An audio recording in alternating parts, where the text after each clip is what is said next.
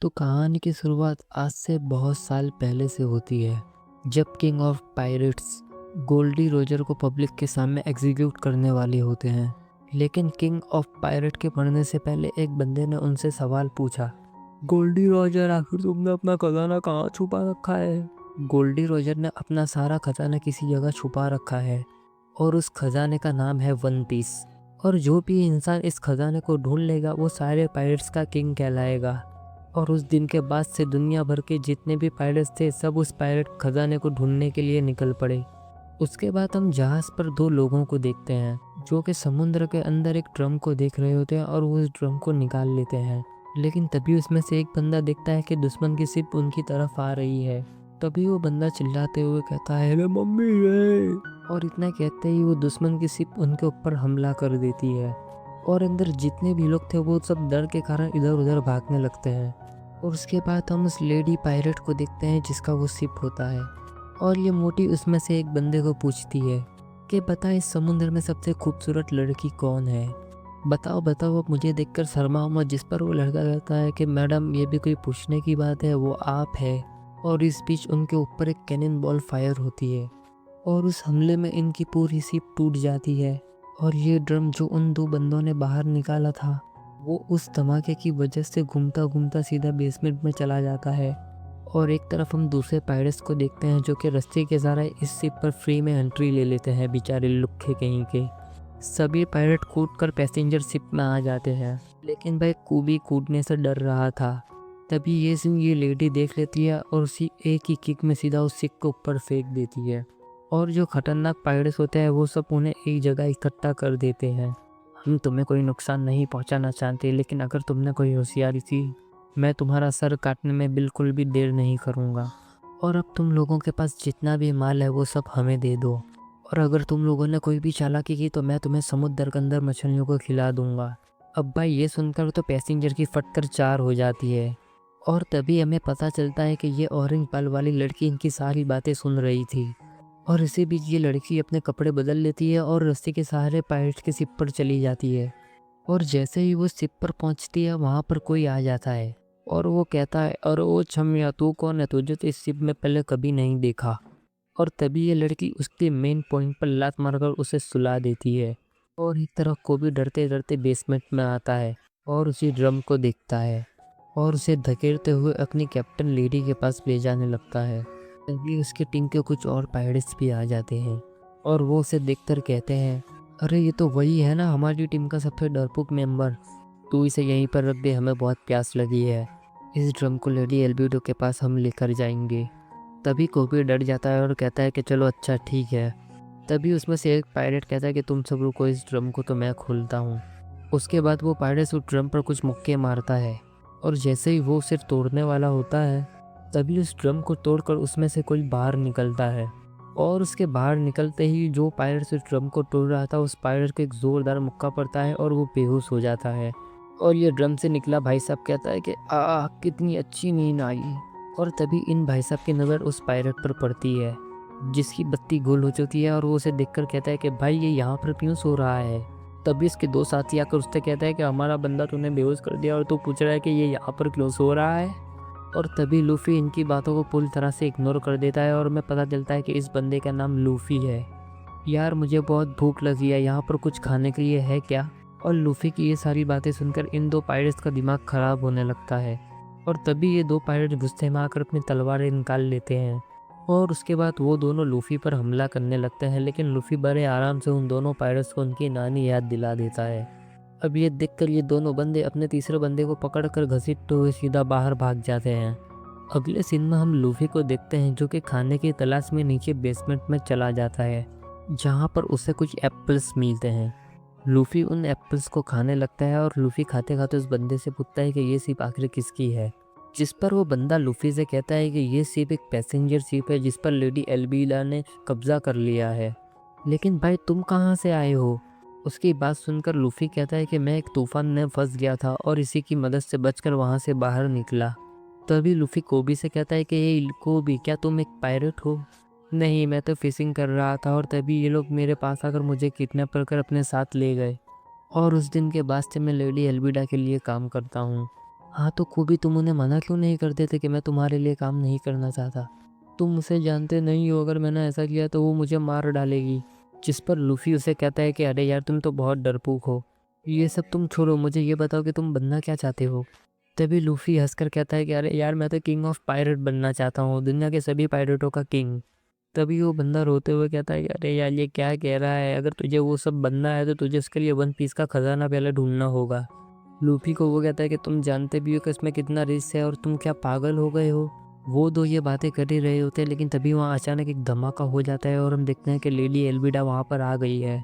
और वो कोबी से हमेशा की तरह वही सवाल करती है कि मुझे बता, इस दुनिया में सबसे खूबसूरत लड़की कौन है? जिस पर कोबी कहता है कि हाँ मैडम, वो लड़की आप ही है। तभी लूफी कहता है कि क्या तुम इसी मोटी औरत की बात कर रहे थे? और ये सुनकर वहाँ पर जितने भी लोग थे उन सबका मुंह खुला का खुला रह जाता है कि अब पता नहीं लेडी एल्विडा लूफी का क्या करेंगी। लेडी एल्विडा की बेइज्जती इतनी इज्जत से कभी किसी ने नहीं की थी। तभी लूफी हवा में एक जंप लगा देता है और कोबी को भी अपने साथ हवा में ले लेता है। और अब एक तरफ लूफी बिल्कुल अकेला है और दूसरी तरफ पायरेट्स की भरमार है।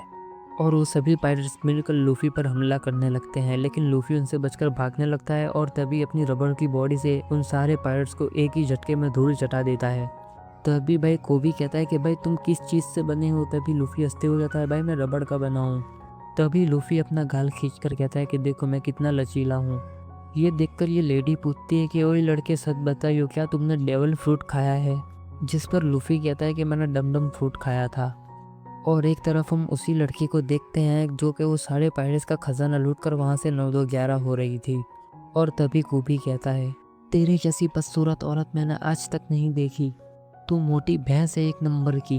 अब कोबी की ये सारी बातें सुनकर लेडी एल्विडा बहुत ज़्यादा गुस्से में आ जाती है और वो गुस्से में आने के बाद कोबी के ऊपर जैसे ही हमला करती है, लेकिन लूफी बीच में आ जाता है और लूफी एक ही बार में लेडी एल्विडा को हरा देता है।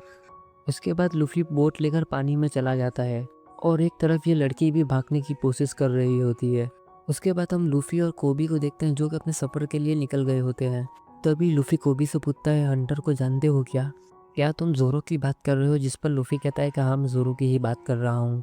जिस पर कोबी कहता है कि तुम जानते भी हो वो कितना खतरनाक है? जिस पर लूफी कहता है कि तुम चिंता मत करो, मैं जानता हूँ वो कितना ताकतवर है, इसीलिए तो मैं उसे अपनी टीम में लेना चाहता हूँ। उसके बाद ये दोनों एक सीढ़ी की तरफ बढ़ जाते हैं जहाँ पर जोरो को कैद कर रखा होता है। जिस पर कोबी कहता है कि क्या तुम सच में जोरो को अपनी टीम में शामिल करना चाहते हो? जिस पर लूफी हाँ कहता है। तभी कोबी कहता है कि देखो पागल मत बनो, वो दुनिया का सबसे खतरनाक तलवारबाज है। दुनिया भर में जितने भी पायरेट है सभी पायरेट्स उसे पायरेट ऑफ हंटर के नाम से जानते हैं और वो इंसान के नाम पे एक बहुत ही खतरनाक शैतान है। अगले सीन में लूफी एक लड़के से पूछता है कि क्या तुम मुझे बता सकते हो कि ज़ोरो को कहाँ पर रखा गया है? अब लूफी की ये बात सुनकर वहाँ पर जितने भी लोग थे वो सभी अचानक गायब हो जाते हैं। उसके बाद ये दोनों वहीं पर पहुँच जाते हैं जहाँ पर ज़ोरो को बंदी बनाकर रखा गया है और वो दोनों ही अपने सामने ज़ोरो को देखते हैं जिसे लकड़ी के सहारे वहाँ रस्सियों से बांध दिया गया है। तभी लूफी हंसकर कहता है कि क्या मैं जाकर उसके हाथ पैर खोल दूँ? तभी कोबी उससे कहता है कि अरे वो पागल, वो तुझे खोल दे, सबसे पहले तुझे ही मार देगा। तभी ज़ोरो की नज़र उन दोनों पर पड़ती है और ज़ोरो उनसे कहता है कि अरे ओ तुम दो यहाँ से जल्दी भाग जाओ। और तभी हम देखते हैं कि एक छोटी सी लड़की दीवार कूद कर ज़ोरो के पास भागकर उसे 2 राइस बॉल देने के लिए चली जाती है। तभी ज़ोरो उस लड़की से कहता है कि ए लड़की, यहाँ से चली जा, मुझे भूख नहीं है और अगर तू यहाँ से नहीं गई तो मैं तुझे मार डालूंगा। और तभी वहाँ अचानक 3 लोग आ जाते हैं और उसमें से एक कहता है आह राइस बॉल्स, और वो वहाँ आते ही उन राइस बॉल्स को अपने पैरों से कुचल देता है। ए लड़की, क्रिमिनल्स को खाना खिलाना कानूनन एक जुर्म है, अब तुम्हें मार दिया जाएगा। तो मैं कौन हूँ? मैं कैप्टन मोर्गन का बेटा हूँ। तभी वो लड़का अपने बॉडी गार्ड से कहता है कि ए तुम तो देख क्या रहे हो, इस लड़की को पकड़ कर यहाँ से कहीं दूर फेंक दो। तभी वो बॉडी गार्ड कहता है कि सर ये तो बस एक छोटी सी बच्ची है। और तभी वो कहता है कि तू मेरी बात मानेगा या नहीं मानेगा। और तभी उसमें से एक बॉडी गार्ड उस बच्ची को फेंकने ही वाला होता है, लेकिन तभी बीच में लूफी आ जाता है और लूफी उस लड़की को गिरने से बचा लेता है और वो 3 बंदे वहाँ से जाने लगते हैं। और तभी ज़ोरो बोलता है कि 10 दिन बचे हैं ना मेरे पास, देखना क्या हालत करूँगा मैं तुम लोगों की। तभी लूफी और ज़ोरो एक दूसरे के आमने सामने होता है जहाँ पर ज़ोरो लूफी से कहता है कि क्या तुम वो राइस बॉल्स मुझे दे सकती हो प्लीज़? जिस पर लूफी कहता है कि अरे यार ये राइस बॉल्स तो पूरी तरह से ख़राब हो गए हैं। जिस पर ज़ोरो कहता है कोई बात नहीं, मुझे खिला दो। उसके बाद लूफी उसे वो राइस बॉल्स खिला देता है और ज़ोरो लूफ़ी को कहता है कि मेरी मदद करने के लिए तुम्हारा बहुत बहुत शुक्रिया। और यहाँ पर लूफ़ी समझ जाता है कि ज़ोरो दिल का बुरा नहीं है। लूफ़ी वहाँ से चला जाता है और वो जाकर उस छोटी लड़की को कहता है कि जो तुमने राइस बॉल दिए थे वो ज़ोरो ने खा लिए हैं। उसके बाद वो छोटी बच्ची उन्हें पूरी बात बताती है कि आज से कुछ दिन पहले कैप्टन मॉर्गन का बेटा एक होटल में आकर दादागिरी कर रहा था और वहाँ पर ज़ोरो भी थे, जो देखकर उनको काफ़ी गुस्सा हो गए थे। तभी ज़ोरो ने मॉर्गन के बेटे से कहा था कि तुम यहाँ के लोगों और उनके जानवरों को परेशान कर रहे हो। तभी वो बंदा फड़फड़ाते हुए कहता है कि क्या तुम मुझे जानते नहीं, मैं किसका बेटा हूँ? मैं कैप्टन मॉर्गन का बेटा हूँ। और वो उसे कहता है कि अगर मेरे डैड को पता चला तो वो तुम्हें जान से मार देंगे। और फिर ज़ोरो ने उन सबसे फाइट की क्योंकि वो इस लड़की और उसके माँ बाप और उसके पेट को बचाना चाहता था। और एक तरफ हम ज़ोरो को देखते हैं जो कि बहुत ज़्यादा परेशान है अपने पास को लेकर, जहाँ पर ज़ोरो है और एक नीले बाल वाली लड़की भी है। और वो दोनों जमकर वहाँ पर तलवारबाजी कर रहे होते हैं और वो लड़की बड़ी आसानी से उस लड़के को हरा देती है। जहाँ पर वो लड़की कहती है, हाँ तुझे अभी और ताकतवर बनने की ज़रूरत है। उसके बाद सीन प्रेजेंट में आता है जहाँ पर ज़ोरो ज़ोर से कहता है कि नहीं, मैं यहाँ पर नहीं मर सकता। और अगले सीन में हम लूफ़ी को सामने देखते हैं जहाँ पर लूफ़ी ज़ीरो से कहता है कि तुम मेरे साथ मेरे क्रू में शामिल होने वाले हो। ज़ोरो लूफ़ी से कहता है कि आखिर तुम कौन हो तो ये फैसला करने वाली। लूफ़ी कहता है मुझे याद आया, तुम तो तलवार से लड़ते हो, अगर मैं तुम्हारी तलवार तुम्हारे हवाले कर दूँ तो क्या उसके बाद तुम मेरी टीम ज्वाइन कर लोगे? जिस पर ज़ीरो कहता है अरे चल जा बे। जिस पर लूफ़ी भागते हुए कहता है कि 2 मिनट रुको, मैं तुम्हारी तलवार लेकर आता हूँ। जिस पर ज़ीरो से कहता है कि तुम गलत डायरेक्शन में जा रहे हो। और तभी लूफ़ी अपने हाथों को लंबा करके फिर से दूसरी डायरेक्शन में जाने लगता है। ये देखकर ज़ोरो काफ़ी ज़्यादा शॉक हो जाता है और मन ही मन कहता है कि आखिर ये लड़का है कौन? और क्या ये इंसान भी है या कोई लबड़ है?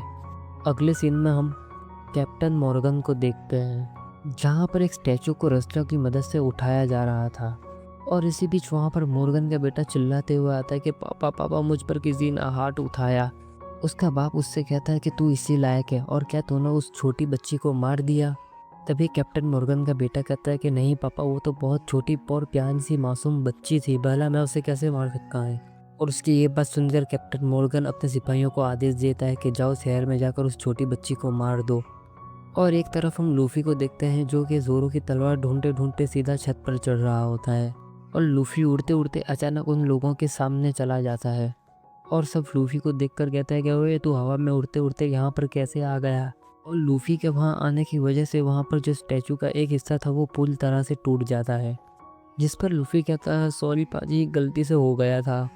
और ये सब देखकर कैप्टन आग बबूला होता है और कहता है कि पकड़ो इसको, मैं इसे ज़िंदा नहीं छोड़ूंगा, मैं इसे मार डालूंगा। और तभी कैप्टन का बेटे के सामने लूफ़ी आ जाता है और लूफ़ी उसे देखकर कहता है कि तुम मेरे साथ चलो, मुझे ज़ोरो की तलवार चाहिए। लूफ़ी कैप्टन के बेटे को पकड़कर अपनी तलवार ढूंढने के लिए निकल पड़ता है और एक तरफ कोबी ज़ोरो की रस्सियाँ खोलने में जुटा होता है। और जैसे ही ज़ोरो की आखिरी रस्सी खुलने वाली होती है वहाँ पर अचानक बहुत सारे सैनिक आ जाते हैं और वो कोबी और ज़ोरो को ऊपर बहुत सारी बंदूकें ताक देते हैं। और एक तरफ लूफ़ी कैप्टन के बेटे को मारते मारते उसके कमरे में ले जाता है और लूफ़ी उससे कहता है कि चल बता मुझे इसमें से ज़ोरो की तलवार कौन सी है। और एक तरफ ज़ोरो के पास भी कैप्टन मॉर्गन पहुंच जाता है, जिसे देखकर ज़ोरो कहता है कि नहीं, मैं यहाँ पर नहीं मरने वाला। और सारे सिपाही जैसे ही गोली चलाने वाले होते हैं वहाँ पर लूफ़ी कूद कर आ जाता है और वो लोग सारी गोलियां लूफ़ी पर चला देते हैं, लेकिन लूफ़ी को उन पर कुछ भी असर नहीं होता क्योंकि भाई लूफ़ी की बॉडी बिल्कुल रबर की बनी होती है। उसके बाद लूफ़ी उससे उसकी तीनों तलवारें दे देता है और एक तरफ कैप्टन मॉर्गन और उसके सिपाही ये देखकर हैरान हो जाते हैं कि आखिर ये किस चीज़ का बना है। जिसे देखकर कैप्टन कहता है कि अच्छा तो यह है डेविल फ्रूट की ताकत। अब मैं तुम्हें डेविल फ्रूट के बारे में समझाता हूँ। इस फ्रूट के अंदर अलग अलग प्रकार की और अलग अलग तरह की शक्तियाँ होती है। सुनामी लाने की शक्ति, आग लगाने की शक्ति या फिर बॉडी को रबड़ बनाने की शक्ति, जो कि लूफ़ी के पास है। और हमने ये रबड़ वाली एबिलिटी इसे देखी है और ये एबिलिटी इसे उस फ्रूट से ही मिली है जिसका नाम जमजम फ्रूट है। और लूफ़ी ने भी लगता है गम गम फ्रूट खा लिया था, इसीलिए इसे रबड़ की शक्ति मिल गई। और उसके बाद लूफ़ी ज़ोरो की रस्सियाँ खोलने लगता है, लेकिन इसी बीच वो दूसरे लोग उन पर हमला कर देते हैं। और तभी ज़ोरो लूफ़ी पर चिल्लाते हुए कहता है, क्या बे वो घन चक्कर तू क्या कल खोलेगा जब वो हमें मार देंगे? और जैसे ही ज़ोरो की रस्सी खुलती है वो एक तलवार अपने मुंह में पकड़ लेता है और बाकी की 2 तलवारें अपने हाथ में, और वो उन सभी पायरेट्स के आगे खड़ा हो जाता है। यहाँ पर लूफ़ी कहता है कि वाह कितना अमेजिंग है ये। ज़ोरो तुमने तो वाक़ई में कमाल ही कर दिया। जिस पर ज़ोरो कहता है अगर तुम में से कोई भी हिला तो वो मारा जाएगा। अब ज़ोरो की ये बात सुनकर वहाँ पर जितने भी सिपाही थे वो सब रोने लगते हैं क्योंकि वो जानते थे कि ज़ोरो कितना खतरनाक तलवारबाज़ है। उसके बाद ज़ोरो लूफ़ी से कहता है कि ए लूफ़ी, क्या तुम्हें किंग ऑफ पायरेट बनना है ना? ये तुम्हारा सपना है, लेकिन मेरा भी एक सपना है, दुनिया का सबसे बेहतरीन तलवारबाज़ बनना। और इन्हीं बातों के बीच में लूफ़ी ज़ोरो को नीचे झुकने के लिए कहता है और जैसे ही ज़ोरो नीचे झुकता है लूफ़ी एक लंबी लात मारकर उन सभी सिपाहियों को वहाँ से दूर फेंक देता है, जो देखकर कैप्टन की फट कर चार हो जाती है। उसके बाद कैप्टन सिपाहियों से कहता है कि मुझे लगता नहीं कि तुम लोगों से कुछ होने वाला है, अब लगता है मुझे ये सब कुछ करना पड़ेगा। और इसी बीच लूफ़ी कैप्टन के पास भाग कर जाता है और उसकी कुल्हाड़ी जैसे हाथ पर हमला कर देता है, जिसे देखकर वो कैप्टन कहता है कि तुम मुझे मारने की कोशिश कर रहे हो, क्या तुम जानते हो कि मैं कौन हूँ? मैं हूँ नेवी का कैप्टन एक्स हैन मॉलगैन।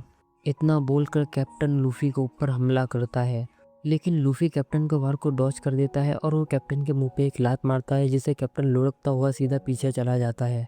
जिसे देखकर ये सारे सिपाही हैरान हो जाते हैं और वो कहते हैं कि आखिर ये है कौन जिसने हमारे कैप्टन को मार मार कर कुत्ता बना दिया।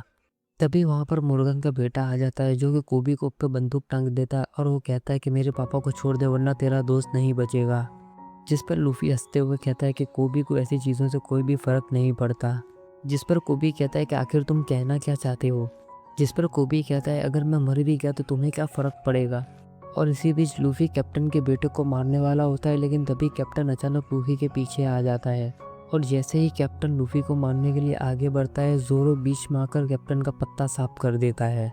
और जैसे ही कैप्टन का खेल ख़त्म होता है हम देखते हैं वहाँ पर जितने भी सिपाही थे वो सब उन लोगों के लिए चेयर्स कर रहे थे और काफ़ी खुश हो रहे थे क्योंकि उन कैप्टन ने ज़बरदस्ती इन्हें अपना चेला बना कर रखा था।